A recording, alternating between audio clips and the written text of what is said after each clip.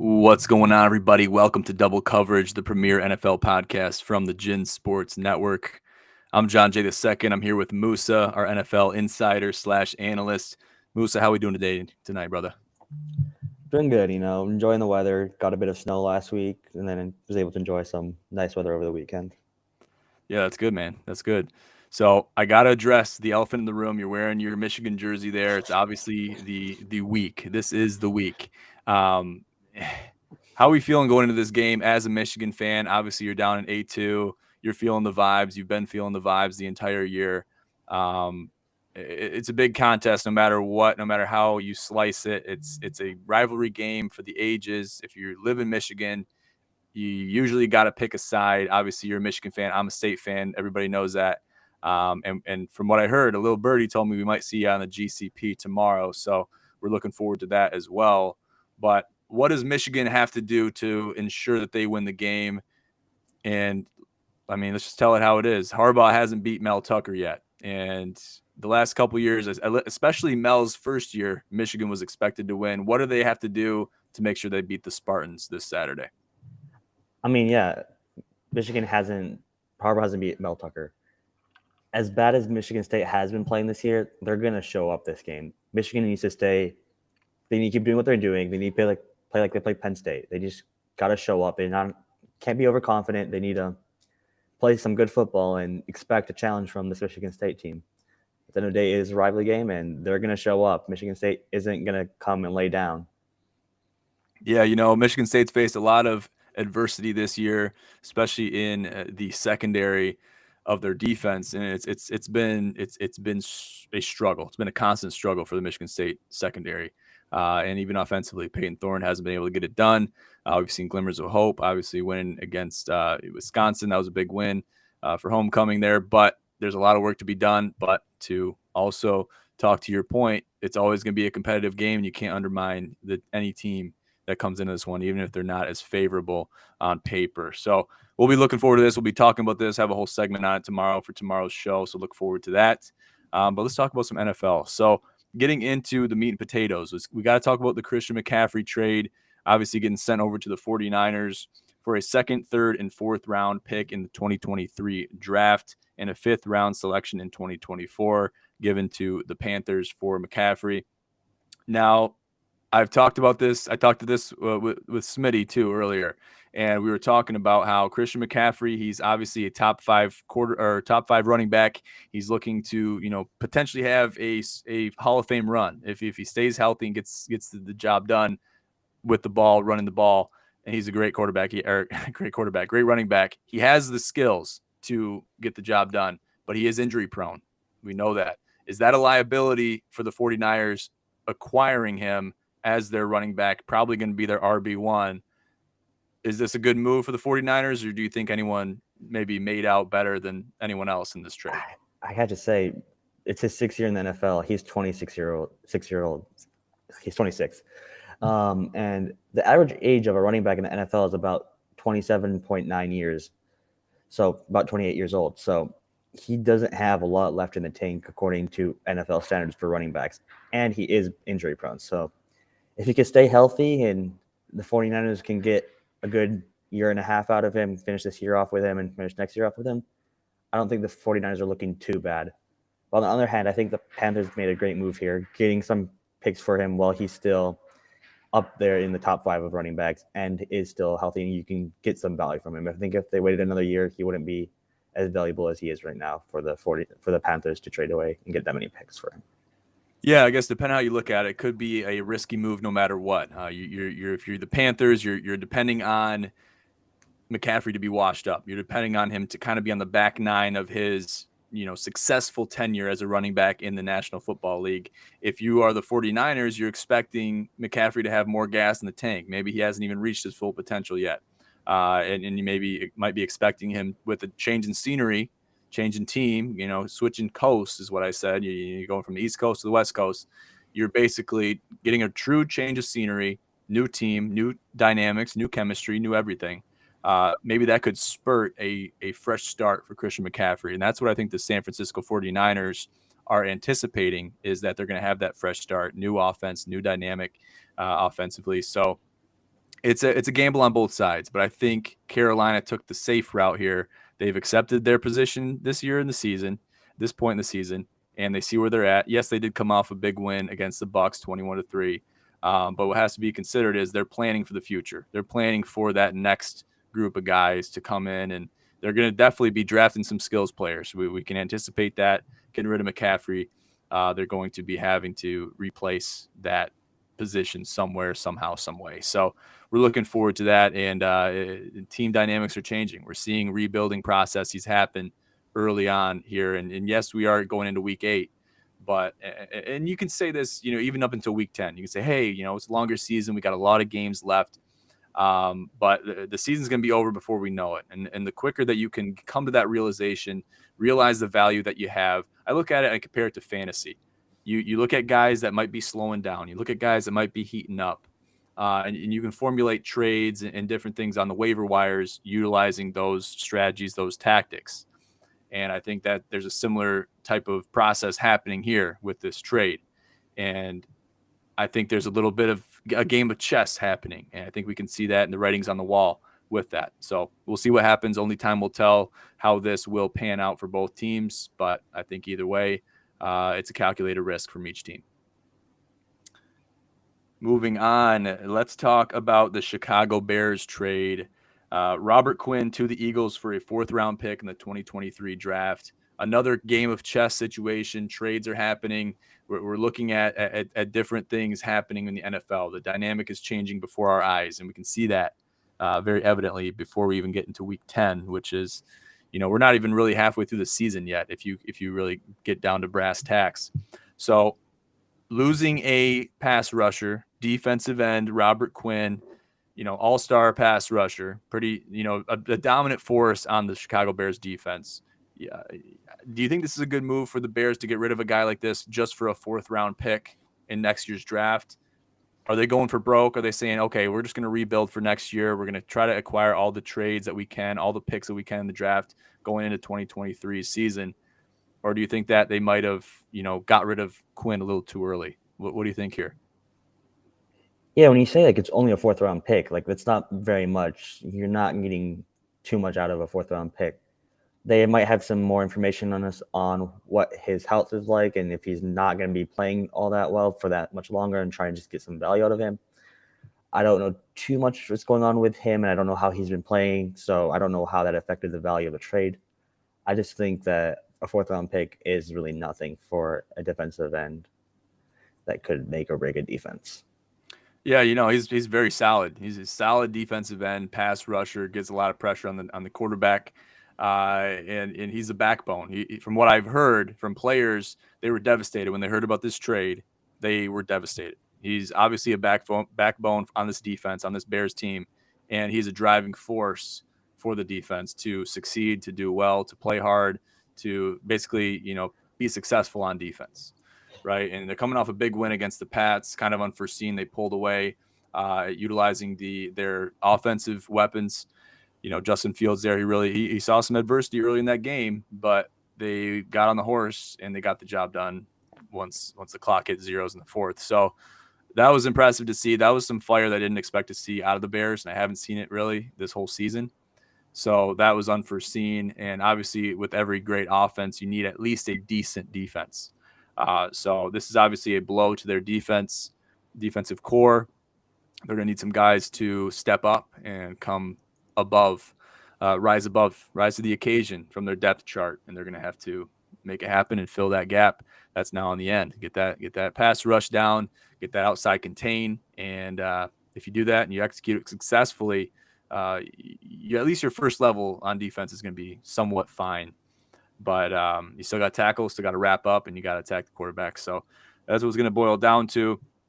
In light of all these trades, I want to kind of retract a little bit, go back to the Panthers' win over the Bucks. So they win 21-3 against the Bucks, and we talked about this before. We talked about this, I believe, last week a little bit. We talked about Tom Brady chewing the asses out of a lot of his frontline guys, and he's obviously dealing with adversity. He's sacrificed a lot. He's given up a lot to come back for another season. I remember last year when he retired, he announced his retirement. They blew it out of proportion. Everything is a big extravaganza, looking at all of his accolades, everything that he's done, everything that he's accomplished throughout his years in the NFL.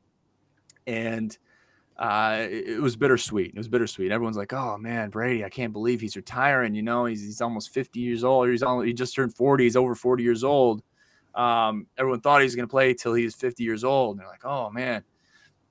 And they see him retire, and they're like, "Oh, he fell short to the Rams. The Rams cut his playoff run short, and then he was done." I knew. I had in the back of my mind, Musa. Let me tell you, I had in the back of my mind, Tom Brady's not done. He's not hanging it up like this. He's not going to go out like this. He's going to come back. What happened, I got to say a month max after that announcement, maybe a month and a half, 2 months max. He said, "Hey, I'm going to come back. I'm coming back to Tampa Bay. We have unfinished business." He released a tweet. He did a press conference, everything. Given the state where the Tampa Bay Buccaneers are right now, yes, he sacrificed a lot. He's given up, family, and the divorce with Giselle is blowing up. You see memes of Antonio Brown posing with Giselle, photoshopped. It's unbelievable what's happening. Antonio Brown is a spectacle. Let me tell you. You know that. I know that. We've seen him in the news a lot. What is Tom Brady going to have to do to kind of get back on the horse? He's going to have to deal with it a certain way. He's a guy that's respected. We've talked about that. What does he have to do from this point on, especially taking this loss to the very weak offensive Carolina Panthers? How is he going to come back from this? How are they going to potentially even think about making a playoff run this year, given what's already transpired? So like you said, yeah, he's very respected. Like he chewed out his lineman, yes. And you see people coming out like Jason Kelce saying, if a quarterback treated me like that, I wouldn't handle it. But if it's Brady, I'm going to be listening. So people respect him and people will listen to him. So from that aspect, I think, yeah, he's 100% respected and he deserves that respect. For this team, I don't know what they need to do. They need to probably look into free agency, look to making some trades. Like you see all these teams are now making trades to help improve them, like the 49ers getting Christian McCaffrey, hopefully making a nice deep playoff run with him at running back. So I think they need to look at what they have to offer, they can trade for some good value, and get Brady some support. That's really what he needs, some support there. And like you said, we know Brady's coming back. He is way too competitive. He still had stuff left in the tank. He was going to be bored out of his mind. He'd be probably going crazy right now if he was at home still and not competing when he knows he has more to give. Yeah, 100%. And you look at Tom Brady, you see what he's accomplished. You see the things that he's done. He's not going to come back just for a constellation season. He's not going to come back just to say, yeah, let's give her one more run. No, he's going to come back to win. He wants to win. And obviously, he can't do it by himself. But at the end of the day, this brings us into the mentality of the grandfathers within the NFL. And we're going to talk about Aaron Rodgers in a second, how he's dealing with the adversity that the Green Bay Packers are facing. Taking some tough losses, going 0-3. I haven't seen Packers go 0-3 in a long time. But back to the point with Brady, he's not going to come back for a consolation season. He's going to come back. He's going to want to win, but he can't do it on his own. He needs his weapons. He needs his team to, rally around him. Yes, he's going to be the cornerstone. He's going to be the X factor, the catalyst, whatever you want to name him. But he's going to have to utilize his weapons to get him there. You look at back at when he played for the Patriots. You got Edelman, you had Amendola, you had Gronk. A lot of different weapons. Leonard Fournette is someone that he had that experience with the Patriots for a little bit. He has him in Tampa Bay now. How is he going to utilize those past successes in the new regime, right? We've seen them win a Super Bowl in Tampa Bay. So we know that they can do it. They can make it happen. He can make it happen with a different franchise other than, being under Bill Belichick, which he was with for several years. But this is a uncharacteristic type of thing that we've been seeing with teams like the Bucs and teams like Green Bay, is they're losing games that they should not be losing. They're not even contenders in games that they should be blowing out teams in. And there's a massive shift. There's a dynamic shift happening in the NFL right now, which I think is very unforeseen. And we didn't expect to see this but we're seeing teams rise to the top. And we're seeing teams that are historically very good, recent history, not going back 25, 30, 40, 50 years and talk about successes there. We're talking about the last couple of years. And these teams that are, powerhouse teams, they still are. They're win now franchises are losing games. And I guess with that, we'll transition to Green Bay going 0-3 in their last 3 contests. Aaron Rodgers is feeling it. He's dealing with the issues, I think, a little bit differently than Tom Brady is. He's taken the approach of, I don't want to say pointing fingers, but he's pointing out different pieces of the Green Bay Packers team that are not helping them win games, that they're working against the success of Green Bay. What do you have to say about Green Bay and, another grandfather, another respected, well-revered Hall of Fame quarterback in Aaron Rodgers? What is going on in Green Bay? Is there a chemistry dysfunction going on? What's happening in Green Bay to, cause them to lose these games that they shouldn't be losing? Start off, Aaron Rodgers, a lot more people hate him than Tom Brady. He's a lot more controversial. Definitely, I'm personally not a fan of Aaron Rodgers. I do not like him. Don't like him as a person. And I think it's not completely a shock. You see it every year where he's like holding out, trying to get a new contract. And I think Aaron Rodgers is a more selfish player and he wants more for him.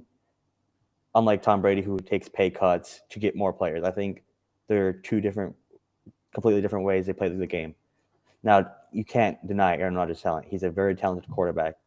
But I think he also needs to just step up and take accountability and kind of lead instead of pointing fingers. Like, no teammate is going to want to support you and help you when you're going to just go ahead and point fingers. You can't even take your own accountability when you're making mistakes.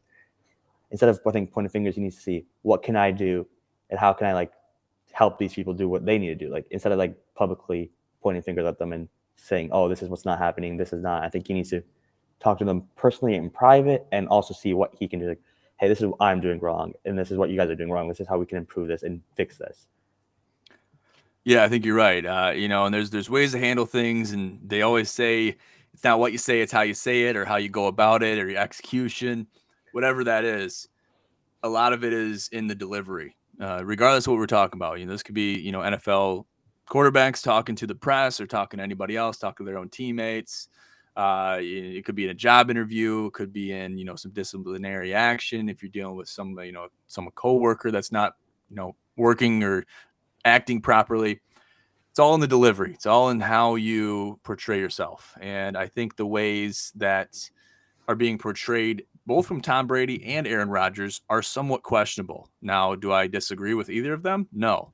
I think that they're going to do things their own way. They've been playing the game for a long time. They know how the game works. They know how the team dynamic works. So they're not foreign to this type of thing. Maybe this type of adversity and this magnitude, they could be somewhat foreign to, just because they're more or less used to winning games. They're not used to losing games, at least not consecutive games, several consecutive games, more than 2. But we have to focus on the big picture.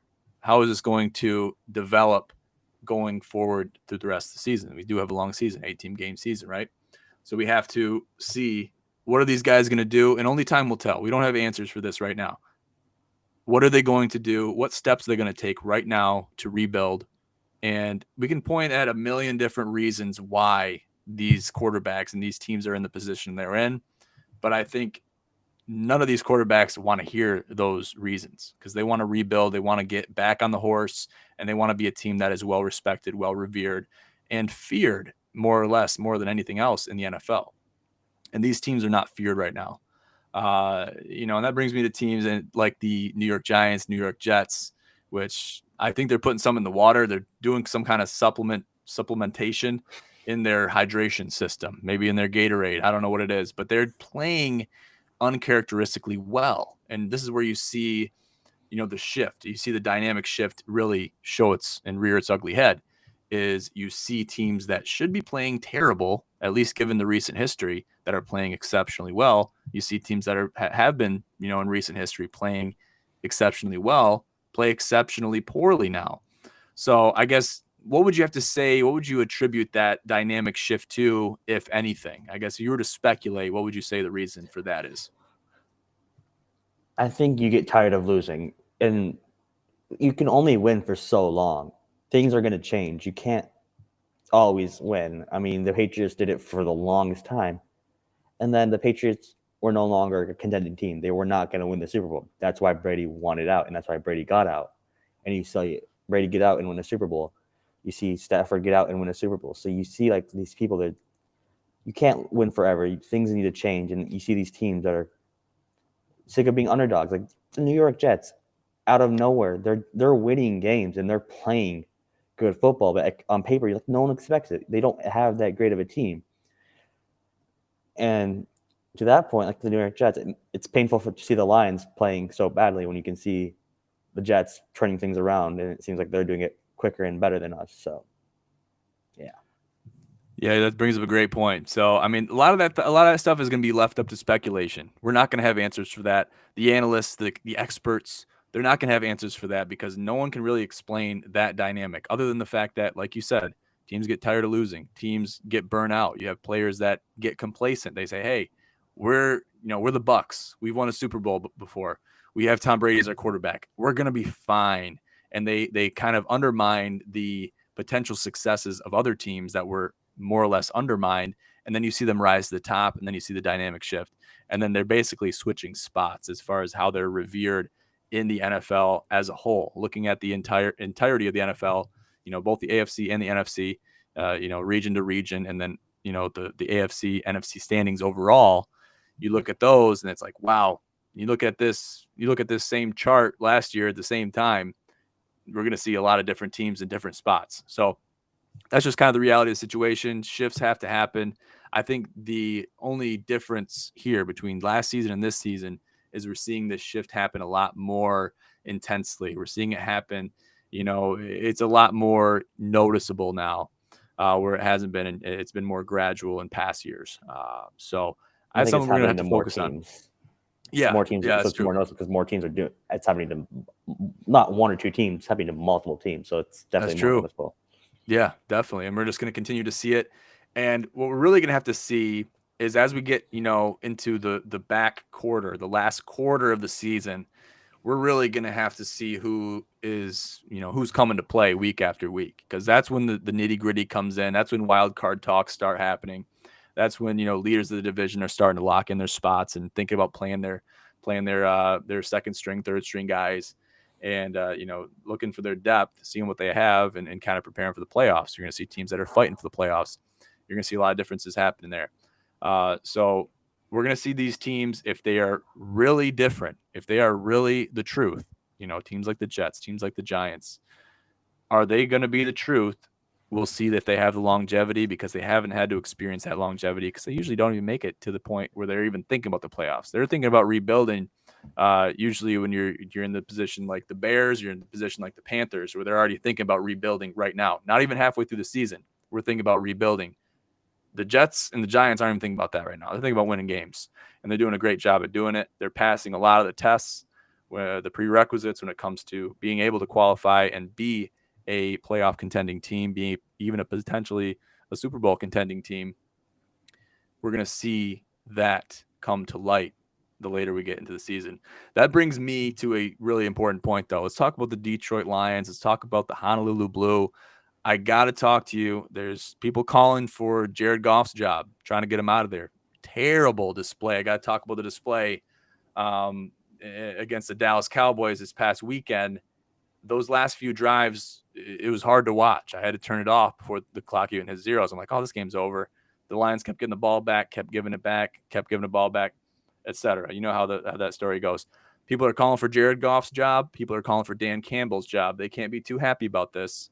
What do you have to say? What would you respond to this with, given the fact that you're a Lions fan, you believe in this team, you believe in Dan Campbell? What do you have to say? People need to shut the fuck up. That's what I believe. It's ridiculous. It hasn't been a full 2 seasons, and you want to get rid of the head coach who has shown that he's building a culture. Yes, things are not going to go our way all the time, but still, you need to stop.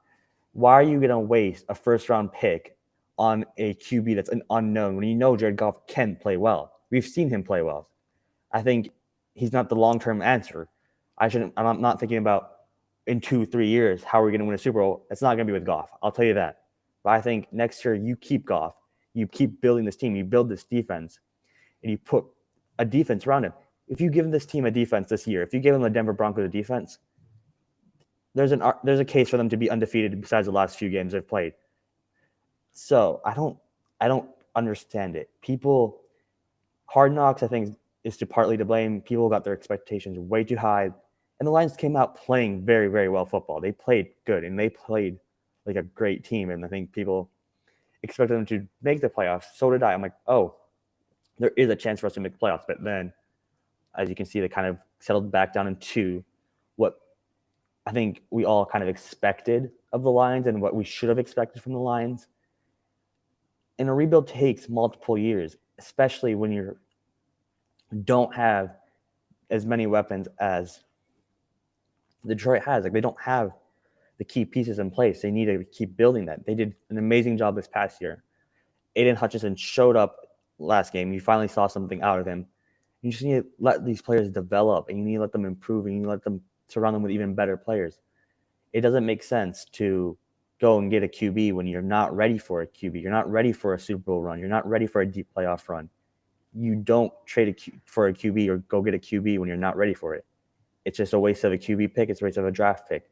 You saw it with Stafford. Stafford is a great pick, but they never had a team around him to let him go and win the playoffs, win a Super Bowl. So people need to be more patient. They just do. I hate to say it, but they need to be patient. I'm sick of being patient. I want to see this Lions team win, but it just doesn't work that way. It doesn't, and people need to calm down. What would you say to the people that say, hey, I've been waiting for 20, 30 years to make a playoff run, make a serious playoff run. I'm sick and tired of waiting. Would you still say the same things to those people? I mean, they're tired of waiting. I guess how would you change their minds? Obviously, I haven't been on this earth for 30 years, and I haven't been watching the Lions for that many years. You got a lot of time left. I understand. I get it. But what do you expect? Like, it doesn't help. You're not going to make any difference. It's not like if you fired Dan Campbell and traded Jared Goff away and got another QB, I'm sorry, you're not making the playoffs. It's going to be a whole new process to start over, take even longer. I would understand if you're calling for Dan Campbell's job if you didn't show improvement, if you didn't show that this team is heading in the right direction. Yeah, it hurt. Like, especially after that Seahawks game, I was like, oh, this is not. I felt like the team is heading in the wrong direction, even though they really aren't. It's just the expectations were set all the way up here from Hard Knocks, how they started the season. And it's like, I mean, I've seen people compare it to Matt Patricia. Like, what is her, if you keep him for one more year, and then how Matt Patricia destroyed the Lions in another year by signing some very expensive players and that are not that great and trading things away. That's not the case. Matt Patricia inherited a great Lions team that had the potential to be there in a year, but he messed it up. Dan Campbell took a rock bottom Lions team that sucks. They were a very bad team. They had nothing besides Stafford, and they traded him away. And he's built it up to this point where, for a second there, we thought they were playoff contenders. We thought they could have been if they had the weapons around them, if they stayed healthy, but that's not the case. We can't speculate because it's not going to happen at this point in time. We know that. I just give it 2 more years. I think and I think if it's going the wrong direction next year, I'm like all for firing Dan Campbell. But he has shown that potential, and he's shown where this team is heading. And I think it takes time. And like, I mean, I'm gonna bring up this Eagles team. They won the Super Bowl in 2018, and you haven't heard of them since then. They haven't been a great team. But also in this year, they're looking like the Super Bowl favorites. They are playing amazing. And that was 4 years it took for them to get back to this place. So just, if you've already been waiting this long, what does it hurt to wait a little longer? If you trade now, it's just going to start the process all over again. So that's all I have to say to that. Yeah, I think, and I feel for Lions fans, I do, because I know that they're expecting more out of their team. I think the difference between the Eagles and the Lions is they've had glimmers of hope, and then maybe if they win a Super Bowl, if they have a great run, and then they go back to playing like shit, they don't really care as much because they had that glimmer, they had that taste of victory. So yes, they wanted it really bad, but at the same time, they didn't. It's not like they've been starving for it so much like the Lions have over so many years. Dan Campbell, this is where I draw the line, and I make a difference. I do the differentiation between coaches like Matt Patricia and Jim Caldwell, and even Jim Schwartz. Jim Schwartz was the closest thing we had to Dan Campbell as far as having the tenacity, as far as having the love for the city of Detroit and the team, and having that culture, bringing the culture and the tenacity, the intensity. We haven't seen that really since Jim Schwartz, and obviously the team, wasn't really too much to be desired back then. The difference between Dan Campbell is he's willing to grow, he's willing to build, and I think, and I don't know if I can say this about any other coach in the NFL. I think that if he had the opportunity, he would strap the pads on and hop out there and play with his team, Oh, because 100%. he's just that kind of guy. And I think you got to get behind and rally behind a guy like that, especially for the Detroit Lions. And someone like him is worth the time to put in. And you gotta expect there's going to be some bumps in the road. He knew what he was getting into. He knew the climate that he was getting into the Lions. He knew the team he was getting into with this season. So there's a lot to be considered there. Yes, you have to be more patient. If you're a Lions fan, you got to believe the process, trust the process, and you're going to have to, if you want to take the time and do that year after year, week after week, then I commend you for it. I do. But I think you have to have that time and that patience if you really want to believe. And then once you do have that taste of victory, because I do think this is a very bold take. I do think that the Lions will make a serious playoff run within the next 5 years. And I mean, I don't even know where that came from, but Yeah. I really think that they will. And those fans that were there since the rock bottom days, since the days of, no hope, no chance of making it, they are going to be hitting pay dirt at that point. And they're going to say, hey, I was with this team when they were terrible. And now we're, potentially on top of the world. And look at me now. I was with this team when we were here, and now we're here. So I was there through thick and thin. And those are the people that are going to be worthy of celebration once that time comes. So yeah, I think it could happen.